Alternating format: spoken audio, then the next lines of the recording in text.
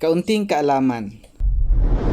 Alam nyo ba na kung gaano kaimportante ang kanin o ang pagkain sa buhay natin ay ganon din kaimportante ang salita ng Diyos sa buhay natin?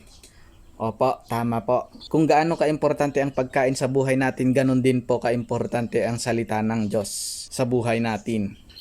At kung babasahin natin sa Genesis chapter 2 verse 7, pagkatapos ginawa ng Panginoong Yahweh ang tao mula sa alabok, hiningan niya ito sa ilong at nagkaroon ng buhay. So ang sabi doon, ginawa ng Panginoong Yahweh ang tao mula sa alabok. Sa madaling salita, galing tayo sa lupa. Itong katawan natin nang galing sa lupa. Kaya naman nangangailangan tayo ng pagkain na mula sa lupa o kaya tumutubo mula sa lupa. Ayan. At ang sabi pa doon, hiningan niya ito sa ilong at nagkaroon nga ng buhay. So itong buhay natin, alam nyo ba na itong buhay natin ay nanggaling sa Diyos? Kaya naman itong buhay natin ay nangangailangan din ng galing mismo sa Diyos.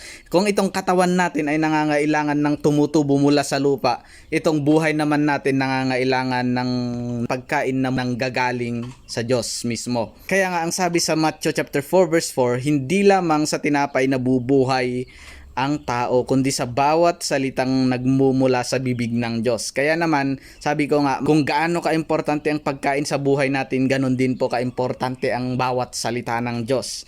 At ang sabi sa 2 Timothy chapter 3 verse 16 hanggang verse 17, ang sabi doon, ang lahat ng kasulatan ay kinasihan ng Diyos at kapaki-pakinabang sa pagtuturo ng katotohanan, sa pagsaway sa kamalian, sa pagtuwid sa likong gawain, at sa pagsasanay para sa matuwid na pamumuhay, upang ang lingkod ng Diyos ay maging ganap at handa sa lahat ng mabubuting gawain.